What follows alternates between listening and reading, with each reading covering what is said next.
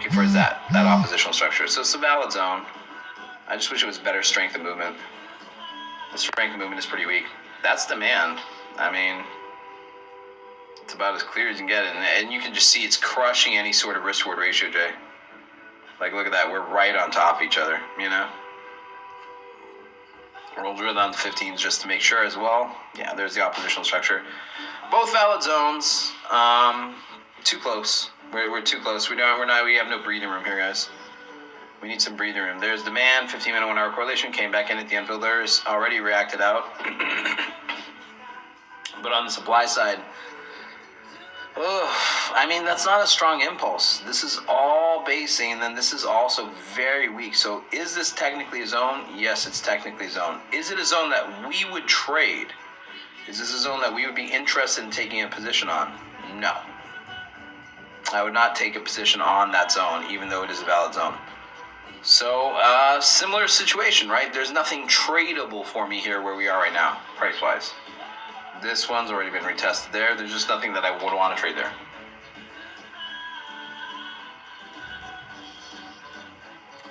Thoughts on MINS or MLG? We can check it out, man.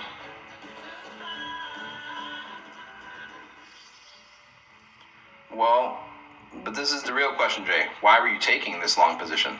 There is no justification for it. That's supply right there. Your risk-reward ratio is garbage on this, right? So it's not a matter about getting stopped out. It's a matter of why were you in the trade in the first place? Does that make sense? Like, this is not a trade you should have been in. No. Well, I appreciate the honesty, man. I didn't really do a good job of it. I looked at it on my phone. Fair enough, man. Yeah, dude, look at supply. It's right here, man. There's like, it's not even a 1-to-1. It's nothing. It's a nothing to nothing. It's not worth it. Transparency, yeah, fair enough. Sorry, I didn't understand the question, man. What was your question? You can't analyze near? Is that what you're asking? I didn't quite understand. Near what? What do you mean? Why what, Pally? Enphase? We can check out Enphase. Bitcoin? Sure. This is what I mean, though, by being selective with your futures trades, guys. Right? Be selective with your futures trades. Like, if you want to be... here, why don't we do this? All right, hold on. Let's pretend it's a new day, all right? You're a futures trader. What are the four most commonly traded contracts in futures, guys? Who can tell me the four most commonly traded? We'll do a quick lesson on what futures traders should be doing. ES, NQ, GC. Well, crude oil would be the fourth, I think. Grimothy. I think crude oil would take over silver. Yeah. Silver is going to be further. And the euro dollar, I believe, is above silver, too. All right, so this is the way you'd start your day. All right? Let's go to ES. And we're going to start our day. And we're going to pretend we're futures traders just starting the day. Now, where's the start of the day here? I mean, there is no start, technically, right? Because futures is basically a 24-hour market. But let's say you start doing pre-market prep like most futures traders do, which most futures traders will start doing their pre-market prep at around 8:30 a.m., right? So there we go. There's 8 a.m. There's 9. So I'm just going to mark off here so we know that we're marking off our day, essentially, starting from about here, okay? This is for people in the U.S., obviously, depending on where you are in the world, different time frames and all that. We trade all asset classes, APEP, stocks, options, futures, forex, crypto. We trade everything. I personally don't trade a lot of futures, but I'm just showing you, if you are going to be a day trader, how you should start your day, all right? So, you're here at the beginning of the day. You're looking for pre-market prep, you're looking at pre-market conditions, all that stuff, whatever, fine. Market opens and you start having some movement in the market. In the first couple of hours, you have this beautiful impulse, balance, impulse. And if you're a futures trader, you should mark off that hourly level, right? Now you do have to drill down to a lower time frame, make sure there's oppositional structure there and that it's a valid level of institutional buying. There is pushback right there. It's not the type of pushback we want to see, but it is a valid zone. So we have our hourly demand set up, right? In terms of hourly supply, this had not broken yet, right? This zone had not broken yet. We've broken it afterwards, but we're not seeing into the future. We're here at this blue line, and then we start seeing movement, right? So that zone right there would have still been a valid zone for us. But would we have been a little bit cautious with that supply zone, guys? Would we have had some sort of degree of caution with that supply zone? What do you think?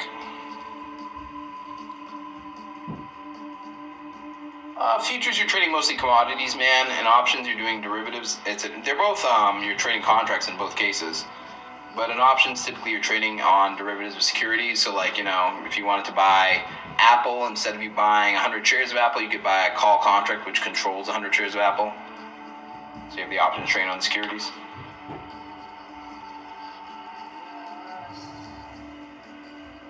Yeah, I would be concerned about this right here. Exactly this right here. You see that right there? You see how close that came? Can everyone see that? We came within a whisper of the zone and then immediately impulse back out. I would consider that a hit. I would make this adjustment. Now, why does that matter to me? Well, how do I treat zones on futures? Futures is a very fast-moving market. It's by nature a day trading asset. So if I have a zone that has, in my opinion, already been hit on the hourly level, I am unwilling to trade that zone anymore. Now, has this zone been broken? No, it's still valid. We've deeply wicked through. We've even wicked through like that, but we have not broken the zone. But for me, Mr. Black, this zone would be dead to me. I can't delete it because if I take a long position, I need to have it as a target, right? But I would not be willing to trade it. Does that make sense? So that's like step one. Okay, so I'm not willing to trade the supply zone, but I still have to have it as a target. So next level up. That's a supply zone. Impulse, balance, impulse. Nice area of institutional selling. Beautiful sell-off. What's the problem with this supply zone? Can everyone see it? Beautiful, beautiful supply zone here.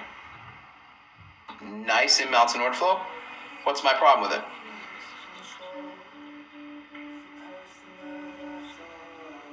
And is it reasonable to draw it like this, realistically? Sure is, right? It's a retest of that continuation left. Impulse, balance, impulse. Right? So again, would I trade this zone? Still no. So far, we found 1-2 supply zones that we would not be willing to trade. Right? Keep going up. Is that a supply zone? It is a supply zone. Have we hit this level?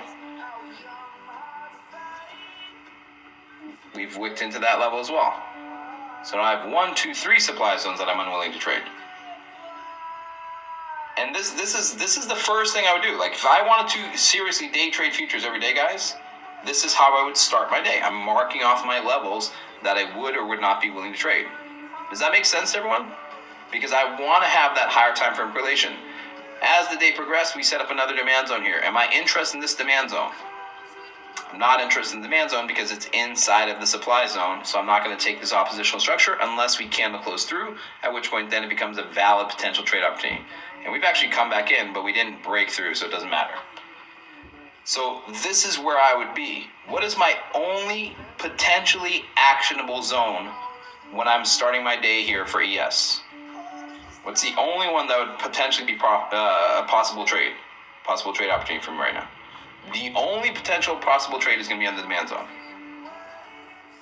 Is everybody with me on that?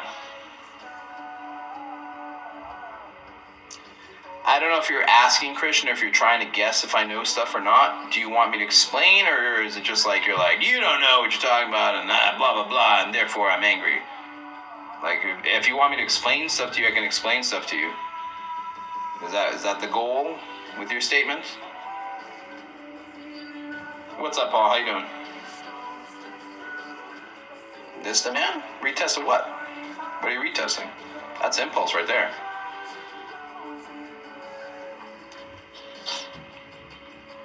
That's continuation, man. That's clean and clear. All right. Now, when we drilled down, I didn't like the structure on this, right? Oh, yeah. No, that was what we were talking about before. Potentially, Kim. So looking at order flow is just step one, right? If you guys aren't looking at order flow, then you really shouldn't be trading. This is the foundation of how professionals trade. First, identify institutional order flow. But there is a lot more analysis that goes into before we actually take a trade, guys. I understand a lot of people on social media aren't members and don't know this, but for those of you who are members, guys, is there a lot more work beyond just looking at order flow? Oh yeah, way better, Xerus. Feeling good, man. Like, this is so step one. This is a very simple step. Is it important? It's very important. Of course it's important. But it's just step one. There's way more beyond this, guys. Barely scratching the surface of trading. So if you're not doing this, and I'm not saying this to be mean, I'm being genuine. If you are not doing this, you should not be trading. Right? Because this is the basics. This is the basics of trading as a professional. It's not even remotely advanced. It's basic stuff. Now we're going to drill down to the 15s, and of course, here at this point, maybe we've had this little zone, but do we have any good correlating structure here in the 15s?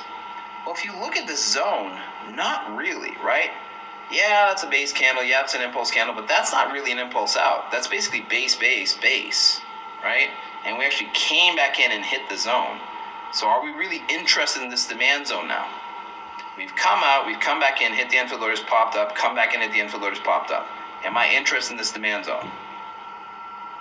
No. And what does that mean for me in terms of where I am? I'm a futures trader. I have 3 supply zones marked off. I have my demand zone marked off. What am I going to be doing now as a futures trader?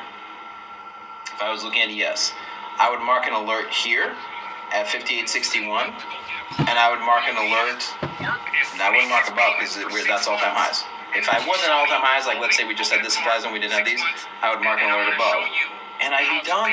I'd be done for the day. On to the next chart. Does that make sense? Now we spent, 5 minutes on this, but in real life, I would have spent not even 30 seconds on it. That's how I'm going through my charts. Does that make sense? So I'm looking at that, I'm like, are there any viable trades potentially here? If I break below, sure, there could be, but I have to take market conditions into account, right?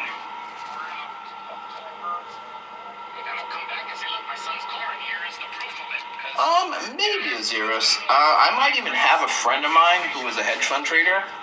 I was talking to him about doing a guest phantom spot because he's, I'm a directional options trader, right? So I have my world of expertise, but I would say he's a better, better is tough, certainly a more knowledgeable options trader than I am, because I use options purely directionally, And so it's one of the things where I'm thinking about having him come do a session for you guys so you have a more in-depth look at more intermediate long-term position trading for options.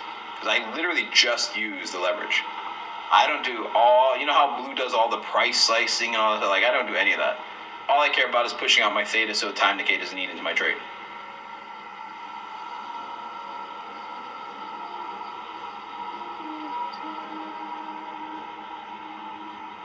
Question, if you have a trade set up in a SPY zone sets up closer to your entry, will you change? Yes. So I'm looking for it, just can't day trade. Yeah, I understand that entirely, man. Oh, that's very easy. I mean, that's really just what I teach you in Essentials. And then I'm going to just go push dates out. I can show you basics of that, man, of what I do there. All right, let's keep going. End phase. So anyway, and then I would just do the same thing on the next chart, guys. And if you do that, if you just do the major 4 contracts, you will almost every day find at least one trade. We already found one earlier today. I forget what it was. I think it was gold futures. You will typically find at least one, let's say, A-plus setup. And an A-plus setup for me in the futures world would be a first retracement back to multiple time frame correlation, like hourly 15.5 correlation, and you're taking that first trade.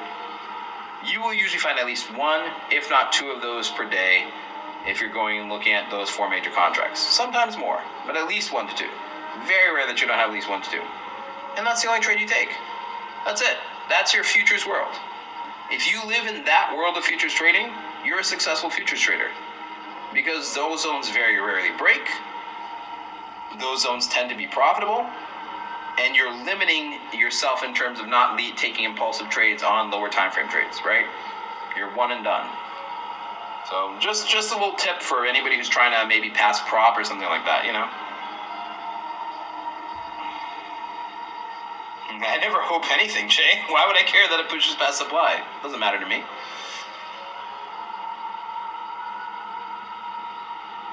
Dude, futures, this is the thing. If you're willing to put the time in, futures is a great market. It's a great market, and it's one of the most gratifying markets in terms of profitability, right? Because it moves so quickly. But you do have to be selective, you do have to be disciplined, and you do have to be someone who's willing to put in some effort into doing it. It's the only reason I don't really trade futures. I'm not willing to put that effort in. That's really the truth of it. It's not I have anything against futures. I just don't want to put the effort in. I don't want to be in front of the charts because a lot of trades will set up throughout the day, and I don't want to be looking back at the charts throughout the day. Like, I trade 34 minutes a day and I'm done. And I like my lifestyle, guys. Like, I like my current life the way it is. I don't really want to go and change it to give myself more work. So that's the way that works, you know. End phase, I mean, I'm going to erase everything, so we're going to start from scratch, but I just want to point out, we've already hit demand, we've already hit supply, pushed out, supply, pushed out, supply, pushed out, supply, pushed out, like many, many hits to these levels right at this point. So let's clear the charts, we'll start from scratch, we'll do it together, guys. All right, so first things first, we're here on the monthlies. What are we looking for first, guys? We're looking for institutional order flow, areas where banks and institutions are buying and selling. Christian, you still in the room, or did you just make a comment and bail quickly? You ready for me to explain to you what impulse base and impulse means? I doubt Christian's still in the room. Most people that make comments like that usually bail within 2 seconds. But maybe he's still in the room. Christian, you still around? You want to learn something, brother? Learn something new? Well, it wasn't you, Miguel. You didn't say anything. I mean, you didn't say anything negative. I think he's gone already. Oh, well, whatever. Anyway, here we are on the monthlies for end phase. Do we have any clear institutional order flow?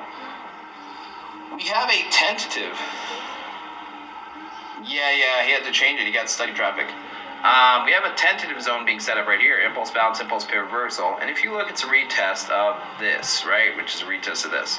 So this is the original level. Some big banker institutions sold heavily, driving price action downwards on end phase. But when they sold, did they fill all their sell orders? No, they couldn't have, right? If they had filled all of their sell orders, price would not have gone down. It would have continued to consolidate. Because what does it mean when price impulses? What does that mean when you have an imbalance in order flow? For price to move, there has to be an imbalance of either more buyers and sellers, which causes price to go up, or more sellers and buyers, which causes price to go down. When you have equal numbers of buyers and sellers, price consolidates, right? So what you're seeing right here is some big bank or financial institution placed a large sell order on end phase. They filled some of their order, but eventually there are no buyers left. They still had a big pile of sell orders, more sellers and buyers, price goes down. What does that leave the institution with? Leaves the financial institution with unfilled orders sitting at that level. Here on the same area, we have institutional buying, impulse, balance, impulse. Same concept, except here they were buying. Some bank bought heavily here, driving price action upwards explosively, leaving them with unfilled orders. So when price retraces and comes back in and hits this level for the first time, right? Can everyone see how this is the first retracement? We impulsed out, we were in balance, and then we impulsed out, and then we came back in and hit this level of institutional demand for the first time. What happened? Well, because there were all the unfilled buy orders, it came back in and hit that huge pile of buy orders, and more buyers and sellers causes price to go up. Everybody with me on that? Does that make sense, everyone? Same concept here. Here it actually gapped out right here and immediately retested the zone, popped down, came in a second time, popped out, third time out, fourth time out, fifth time out, sixth time out. You can see price getting rejected out of supply as well. More sellers and buyers, price gets pushed back down and back down and back down and back down, right?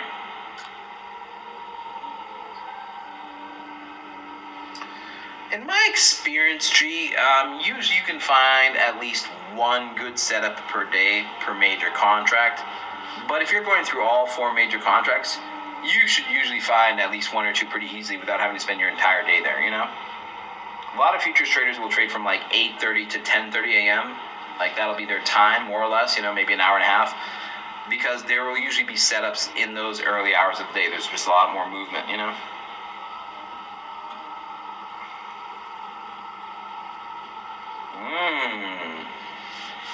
Why is that, Aziris? Are you trying to tell me that maybe banks are not trying to signal where they're buying and selling to retail traders? Is that what you're trying to tell me? That's crazy, man. You're talking crazy, Osiris.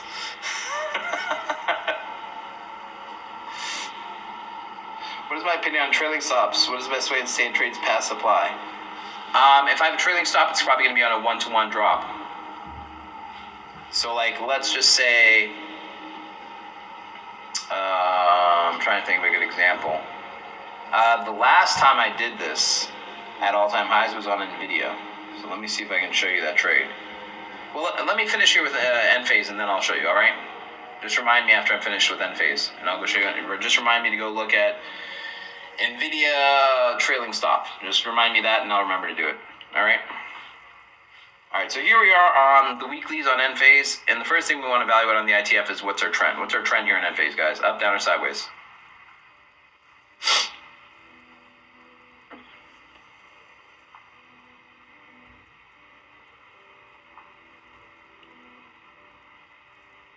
No, that's not what I'm saying at all, Zeros. I'm saying they might not want to leave those limit orders sitting there for you to see the signal.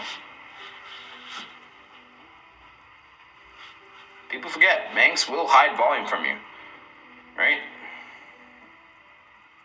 We can check out Bitcoin. Their goal is not to help you guys. This is the best way I can put it. The bank's goal is never to help you in your trading. Yeah, downtrend. Dark pools. There's so many different ways they can do it. And they will purposely even leave misleading trades at certain levels just to trap you too. So it's just stuff taken into consideration. No, we've established a downtrend. We've broken past control. We've had enough correction impulse. This is a downtrend. So what does that mean for us as retail traders? It just means we would like to go short. We'd rather trade with trend than against trend because trend trades are higher probabilities trades. Dark pools are basically just a way of saying transactions that are occurring directly from bank to bank outside of the general market, right? So let's say I'm Goldman Sachs and you're Berkshire Hathaway. Now, as Goldman Sachs, I know that you own a bunch of Apple over there at Berkshire Hathaway, right? And let's say I say to you, hey, I call you up directly. I say, hey, I want to buy some of your Apple position. Will you sell me some of your Apple position? And then I execute that transaction directly with you. Now, initially, that's not going to show up here. It does have to be reported to the market, and it will eventually show up on the charts, but it won't show up instantly. So they will hide some of their purchasing from you by buying directly and selling directly to each other. Does that make sense? And the reason they're called dark pools is because you can't see into them, right? You can't see what's happening over there. You only see it once it emerges from the pool onto the charts. That's why we look at the charts. But as long as it's in that dark pool, you can't see what's happening. Anyway, all right, so here we are in the weeklies. Do we have any order flow? We have this beautiful pivot. Look at this pivot right here. Nice area of institutional selling. Who can tell me something I don't like about that pivot? Is there any reason why I'm not excited about it? Actually, there's two reasons.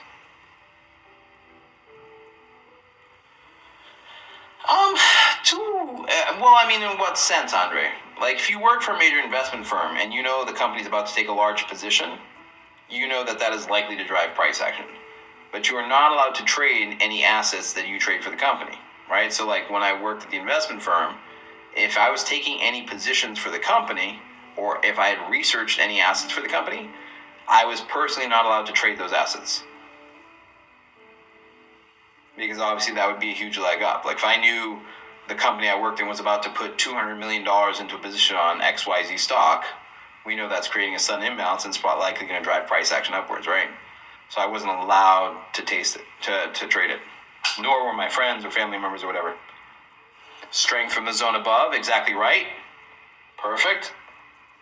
And a gap down in retail. You guys nailed it. Yes. These TikToks are working. Literally, both things nailed exactly right. Strength and movement is coming from up here, and we've gapped and retested. 1, 2, those are the two things that matter to me, right? Is the zone dead? No, it's not dead. But it changes how we look at it, right? It's less attractive. At first glance, you're like, man, that zone's a solid 7, 8. Now you're like, I don't know, that zone doesn't look as good. It looks a little hippie. Maybe it's like a 6 or a 5. Just not as attractive as it once was, right? Anyway, I'm not that hips are wrong. You just get my point. I was trying to come up with an analogy for you guys. All right. On the demand side of things, do we have any order flow? We have this beautiful. Oops. See what I do there? We have this beautiful impulse balance, impulse pay reversal, area of institutional buying right there, driving price action up. Nice level of demand. Is that a retest? Not a retest. Brand new zone. Brand new zone on top of zone, multiple time frame correlation. Yep, usually I trade same time every day, user. I'm curious to see what this looks like in a lower time frame. So institutional selling, institutional buying. Let's drill down to the dailies here and see if there's anything actionable here on end phase. That was ugly. Ugly. Nice pivot there, actually. That little guy with the breakaway? That little breakaway. What's he doing down there? Standalone breakaway. Nice strength of movement. Did something fundamental happen with unphase? End phase? On phase? End phase. Something happened with them on Monday? That's a pretty big gap if there's no fundamentals associated. Yeah, no, it's not. It's the size of this gap, and it's not saying that could this be just order flow? It could, but usually gaps this big usually have something fundamental behind them. That's more like an order flow gap. That's just a little too big. It's not impossible, but that would be typically more indicative of something fundamental that happened with the company. So I would be curious if something fundamental happened with Unphase on Monday.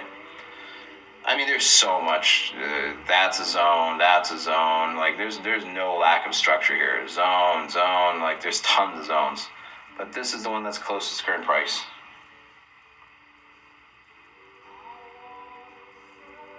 So for Forex, I normally wait until all economic announcements are done at 8:30 because a lot of major economic announcements are at 8:30 a.m. And then once those are out, then I'll go through all of the 28 currency pairs for Forex. There are 28 major currency pairs for Forex. So I will go through all 28. That takes me roughly 10 to 12 minutes. Because I have everything marked off, right? So it's not me starting from scratch. It's me taking charts that I already have everything marked off, and I'm just seeing if anything new has been set up since yesterday, right? If there's any new trade opportunities on the charts. If there are new trade opportunities, I mark off either alerts or bracket orders, depending on the trade. If there aren't new opportunities, I just move on to the next currency pair. So that takes me typically roughly about 10 minutes, 12 minutes at max to go through all 28 currency pairs. Once I'm done with Forex, then I take a little break because the market itself isn't going to open, well, equities. Stock market's not going to open until 9:30. So I have a little break there. So I kind of take a break, don't do anything, and then when the market opens, that's when I start looking at potential options trades. What's going on, man? How you doing? And then I'll go and do that. I'll go through my watch list for options. Probably like another 20, 30 minutes, depends on the day. And then that's it. Done for the day, man.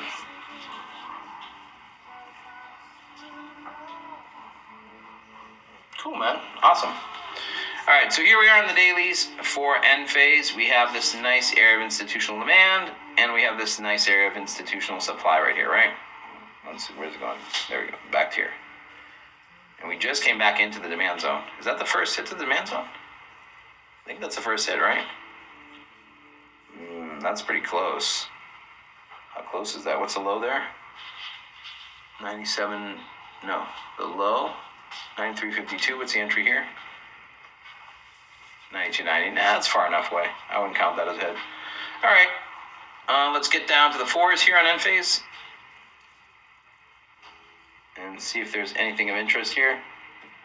Well, actually, we don't need to drill down the fours. Didn't we start on the monthlies? We did start on the monthlies, so we need to get down the fours.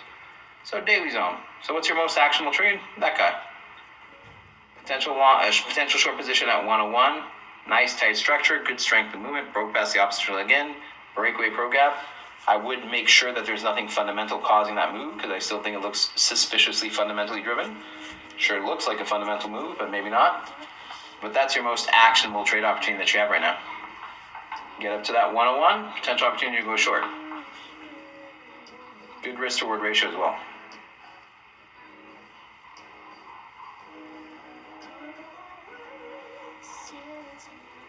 No problem. More buyers and sellers is yours. How do you set up long-term positions for 3 days at a time? Huh? I don't understand the question. Long-term positions 3 days at a time. What do you mean by that?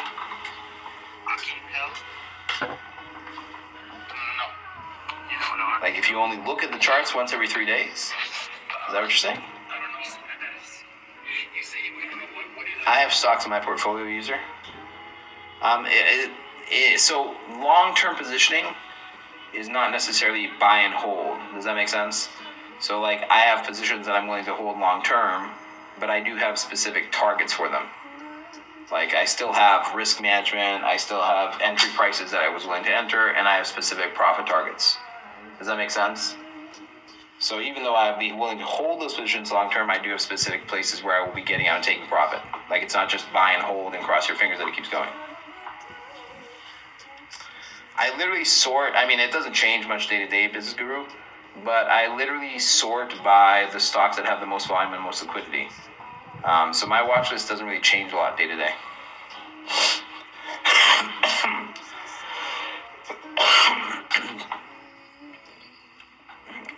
Well, I'm saying, what do you mean by setting up over multiple days? Where you're holding a position over multiple days? That's mostly what I do, man. I primarily swing trade. So I don't know if that's what you mean, but I hold positions for multiple days all the time. Sometimes multiple weeks. For active trading, for long-term positioning, obviously. Then longer than that. I'm not sure my list what they were talking about. I can do TLT, I can do Adobe.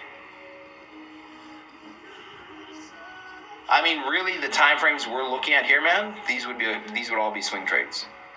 So like the time duration of a trade that you're looking for, like if you're looking to do a swing trade, let's say where you want to be in and out of the trade within a couple days, maybe up to a couple weeks maximum, that means you're typically going to be using these time frames we just used, the monthlies, weeklies, and dailies for your entry. If you want to be a little bit shorter, let's say, I only want to be in for a day or two, maybe 3, something like a shorter time period, then you're probably doing weekly, daily, 4-hour. Does that make sense? So as you drill down to lower time frames, the duration of the trades becomes shorter because they're lower time frames.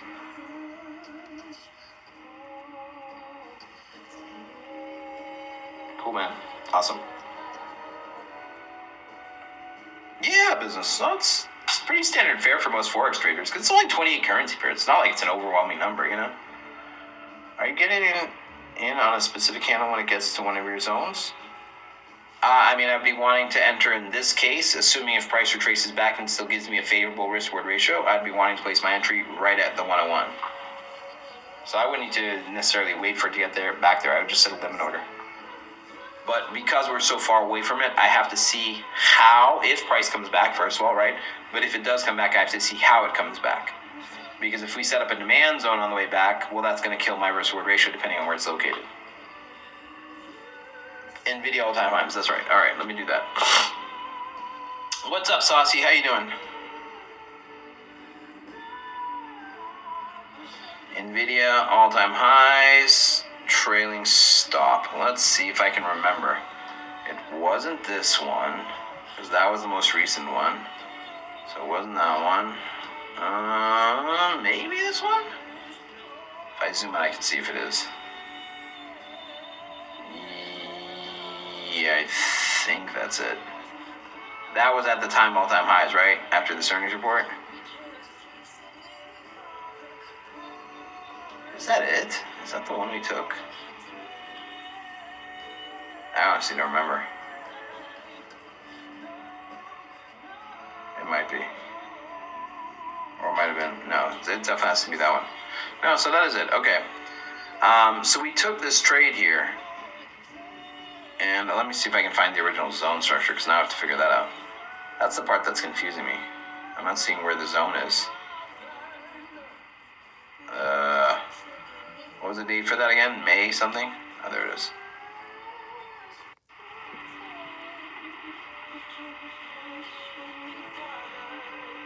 I mean, that's a nice pivot.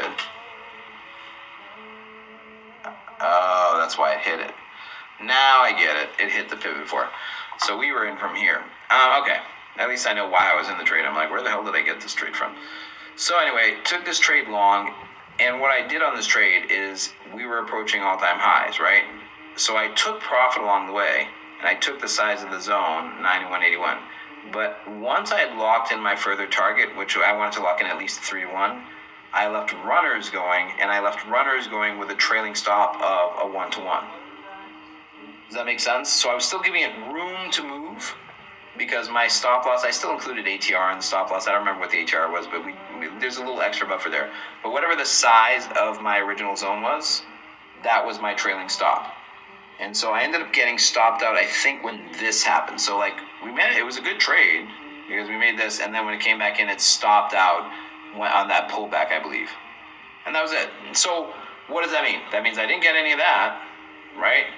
But at the same time, I was very pleased with the trade. We were at all-time highs, and I managed to get out right as it started pulling back. So like I locked in the majority of the profit at the high. That was over 17-1, that's right. And then I managed to have just the last contracts close at like a 1-to-1 below that. So like a 16-1. Does that make sense?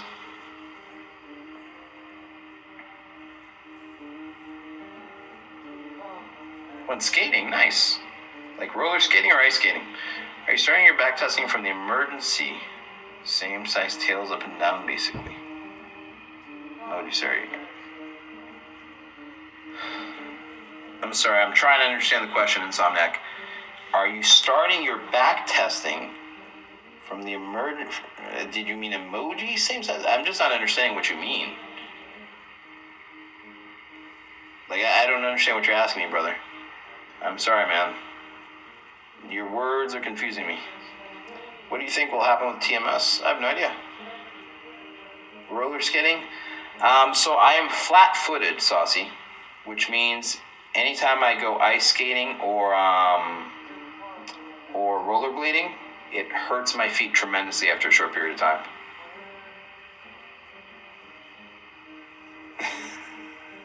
I genuinely don't know. All right, let's keep going. So anyway, NVIDIA, you get the point.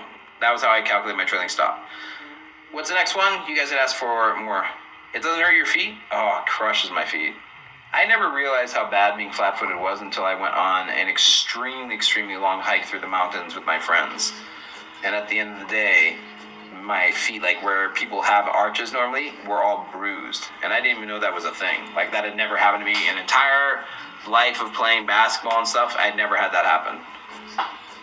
But there was something about walking barefoot over the uneven terrain, because we were barefoot, that I realized, oh, this is what's bad about being flat-footed. No, I mean, I just have regular sneakers, Jimmy, because this is only a problem if I go really, really long distances, you know? I suppose that's why back in the day they wouldn't allow flat-footed people in the army, because it does after you walk a very, very long time, you know? If you look ugly in heels. Can't say I've ever had that experience, so I'm not familiar with the trials and tribulations. But I would imagine that does make it more difficult, because you have a wider fatting, right?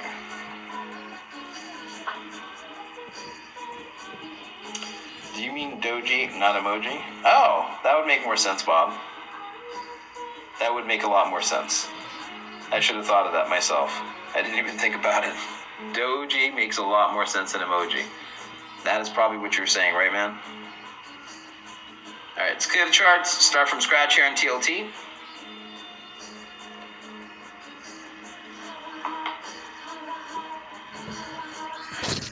I'm starting to research in trading. Is there anyone that'd be able to help me get started? Yeah, man, if you want to come to the workshop, teaching, I guess I should be plugging the workshop. I completely forgot. If you guys want to come to the workshop's tomorrow night, 7 p.m. Eastern. If you would like to learn more about trading at a professional level, come to the free workshop. We'll teach you more about it. You can register right on our website, tradephantoms.com. Click this purple register here button. And in that workshop, we will be doing a deeper dive in all this stuff, guys. So we'll be teaching more about how the markets really work, like what actually drives price movement in the markets, how professionals trade. All the phantoms come from the pro side of the industry, guys. So we'll teach you more about how we were trained and how we identify order flow in the market so that we can buy to get and sell together with the institutions. How to trade in all directions, whether the market is bullish, bearish, or consolidating. Always good to learn how to trade in all conditions. How to use leverage properly so you can reduce your risk and exposure, generate higher rates of return. The difference between all the different asset classes, stocks, options, futures, forex, crypto, what they are best suited for, and trading for income versus wealth management. So we'll teach you a lot more about trading. You can learn and see what it's like, and if it's something that you're actually interested in pursuing, if you want to become a Trade Phantoms Pro member and have us teach and mentor you and trade live with you, you will have a special opportunity to enroll at a discounted rate as well for those of you interested. I don't like this, man.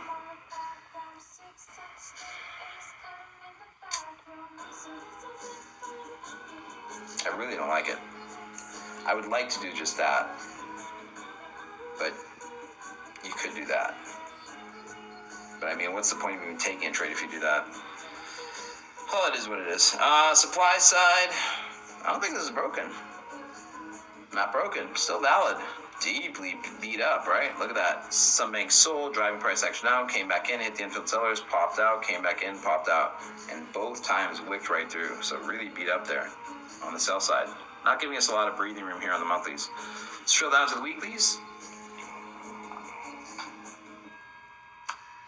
Oh, no worries, brother. I just genuinely wasn't understanding what you had meant. So I apologize. I forget the question, though, now.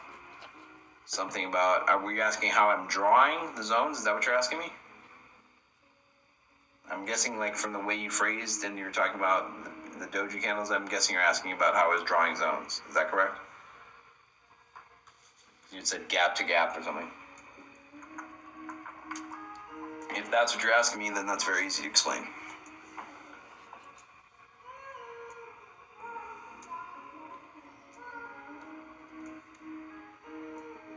Well, while you're typing, I'll just keep going. All right, what's our trend here, guys? Up, down, or sideways here on TLT?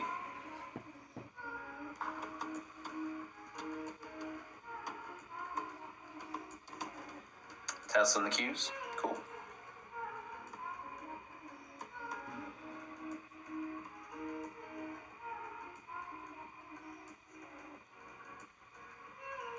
Down, down, down, 100%. We've broken basket control. We've established 3 segments.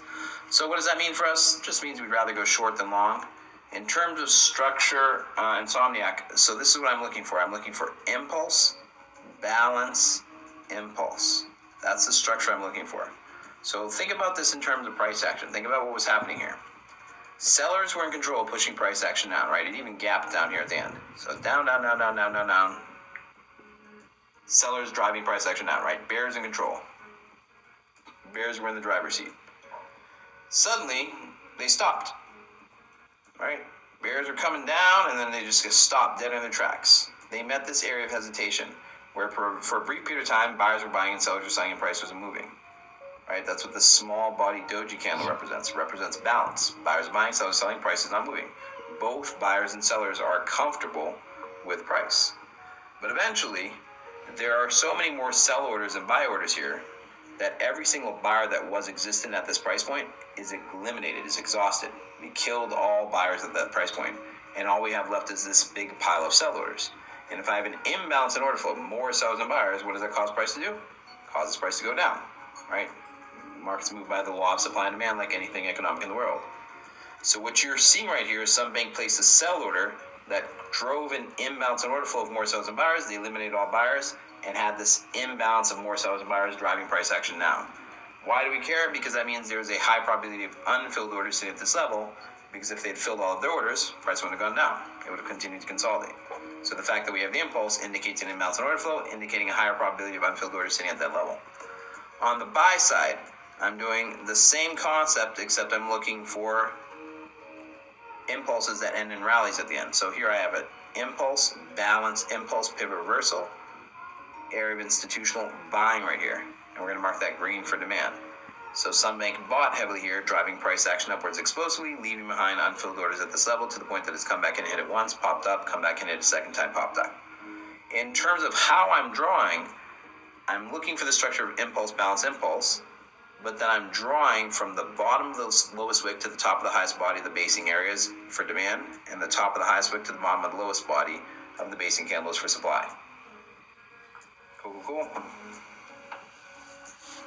I recommend Trade Phantoms 100%. You won't see what they teach easily anywhere else or at the price point. Thank you, user. Appreciate it, my man.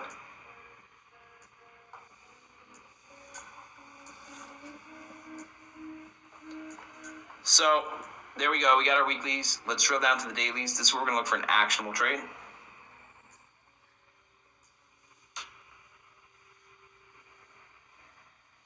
Cool, Insomniac. That's great. It's nice when you learn new stuff, right? Ugh. Oh, man. You sure you want to trade this, man? Sure doesn't look pretty. I mean, I guess we can trade it if we have to. Oh, that's all within there. Well, alright, it is what it is. It's not what we want to see. Impulse, balance, impulse. Ant's already been hit twice, 3 times. Ugh, super break. Well, whatever, we can't. Alexa, skip. We can't trade that level anyway. Alexa, skip. That's supply. That's still valid. It gapped out, hit it though. You see that gap? Gap, came back in. I mean, it's not that it's not valid. It's just like how excited are we to take this supply zone that's already hit? We just exited out of it with institutional, what looks like probably institutional buying right there. You know, it's all part of continuation, but I bet you there's going to be structure there in a lower time frame. No, I mean you're in that zone.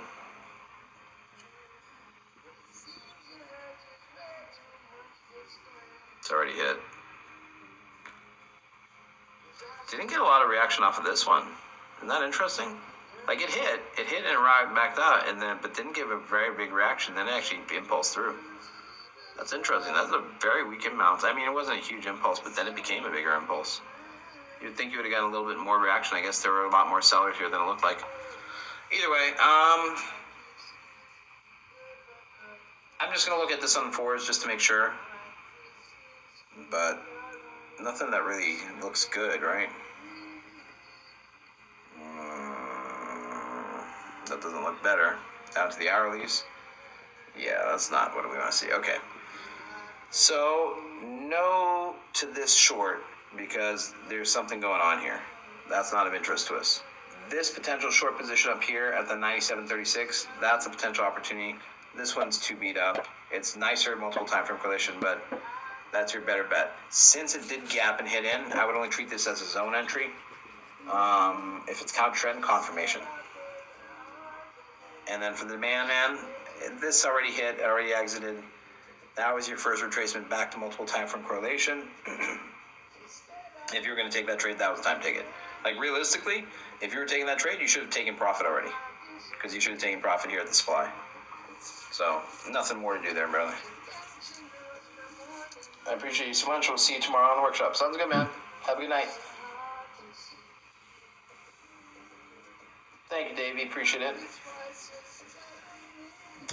It just means a lot of movement outside of market hours, Saucy. Nice, dude. That's how you do it, brother.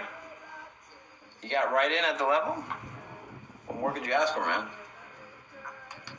Isn't it nice when it's like you're prescient, you can see into the future? Snow. You know, every time you say snow, you know what I think of? You guys remember that 90s white rapper that had a song called Informer? Who remembers that? Anybody remember that song? Every time I hear snow, that's all I can think of is that guy. Meta? We can check out Meta.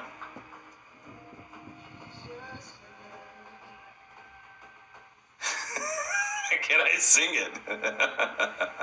You missed my answer on what, Saucy? What was I answering? I don't even remember what the question was. You know what I can do? I can play it for you, brother. Alexa, play Informer by Snow. Here's Informer by Snow on Amazon Music. Oh, it's just movement happening outside of market hours. Yep, that's it. You got it, mama. Of course. What else would you understand?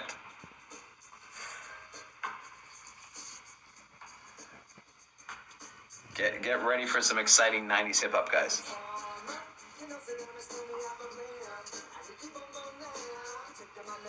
I'll just do analysis and I'll let you guys listen to the beauty of Informer.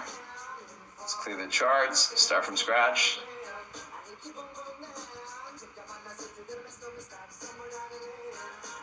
You'll just have to trust me that I'm doing the analysis correctly. Oof. I don't like that.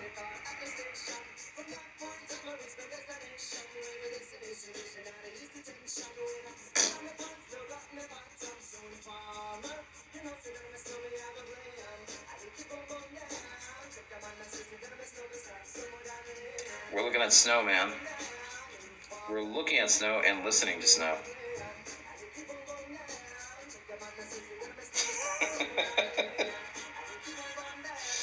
Oh, it doesn't matter, Jack. They're all the same. They'll all give you a bunch of fake money and give you a false sense of confidence that you know what you're doing. Choose whichever broker you want. They all offer paper trading. Very rare that a broker won't offer paper trading. Because that's a great way to get people trading, right? They just want you putting money in the market. Supply. Continuation. Already hit. Wicked through. This is pretty rough, man. Looking rough. Yeah.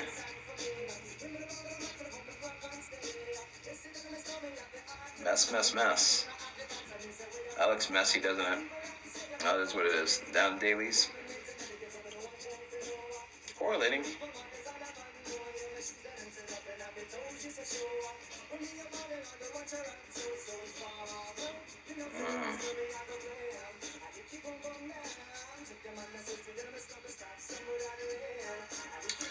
All right.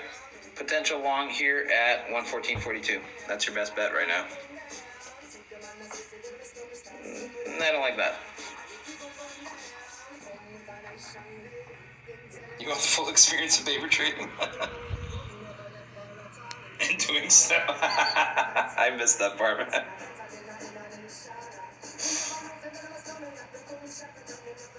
I don't know, man. This to me is entertaining. I should just put this song on loop and this should be our channel from now on. Right? It gets boring just saying like, oh.